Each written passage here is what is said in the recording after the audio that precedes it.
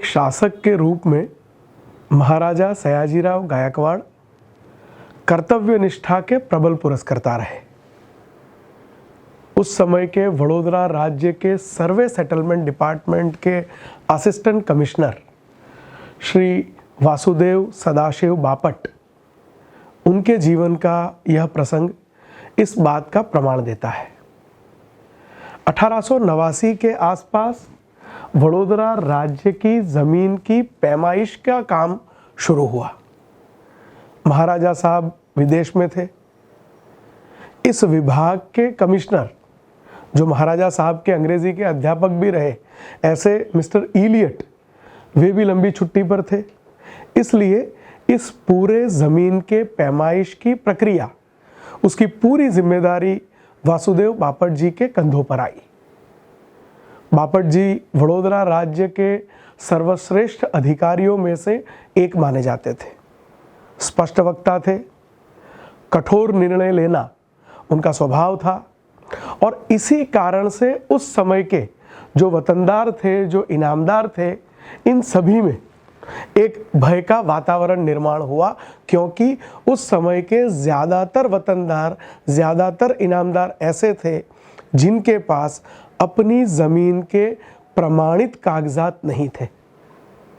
अपनी ज़मीन जब्त होने का उनको डर था और ऐसे में उस समय के रेसिडेंट कर्नल विडुल्फ और वडोदरा राज्य के उस समय के दीवान साहब, इन दोनों ने इस मौके का फ़ायदा उठाया।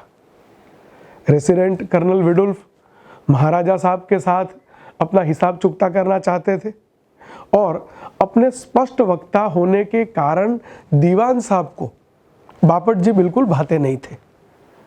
इस परिस्थिति में जो असंतोष का वातावरण था, इस वातावरण में इन दोनों ने मिलकर षड्यंत्र रचकर बापट जी के विरुद्ध बहुत सारी अर्जियां करवाई।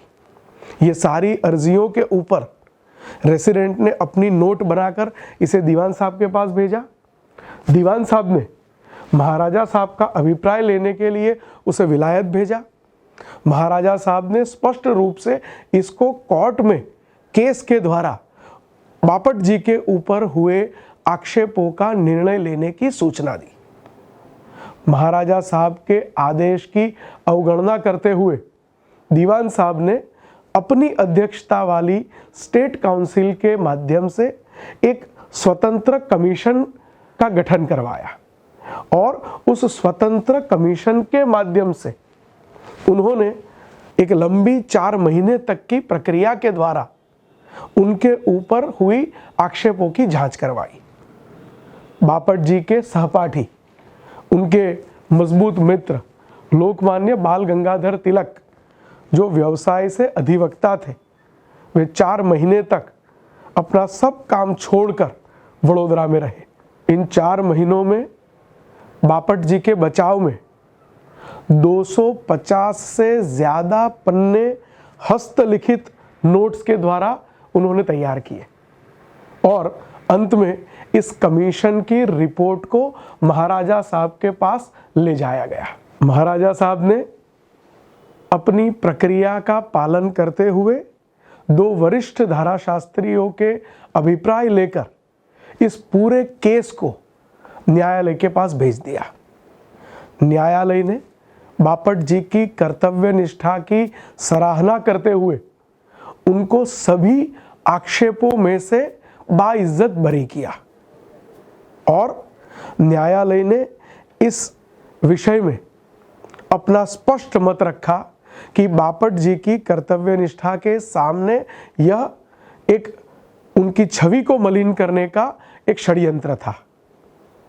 उस समय मराठी भाषी और गुजराती भाषी लोगों के बीच अंतर बढ़े, यह भी इसके पीछे का एक उद्देश्य था और इसलिए महाराजा साहब ने कठोर कदम उठाते हुए उसी समय दीवान साहब को सेवा मुक्त किया और महाराजा साहब की नोट का आधार बनाते हुए रेसिडेंट कर्नल विडुल्फ को भी सेवानिवृत्त होना पड़ा, सेवा मुक्त होना पड़ा।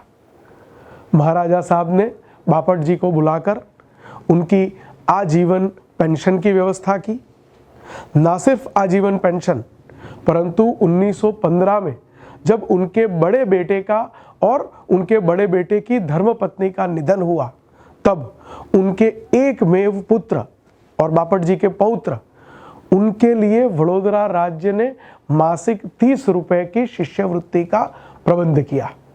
महाराजा साहब कर्तव्य निष्ठा के प्रति कितने सजाग थे, कितने सकारात्मक थे, उनकी कर्तव्य निष्ठा किस प्रकार से राज्य को ज्यादा मजबूत बनाने में निमित्त हो रही थी, उनके कर्तव्य निष्ठा के पुरस्कर्ता होने का यह एक बहुत बड़ा प्रमाण है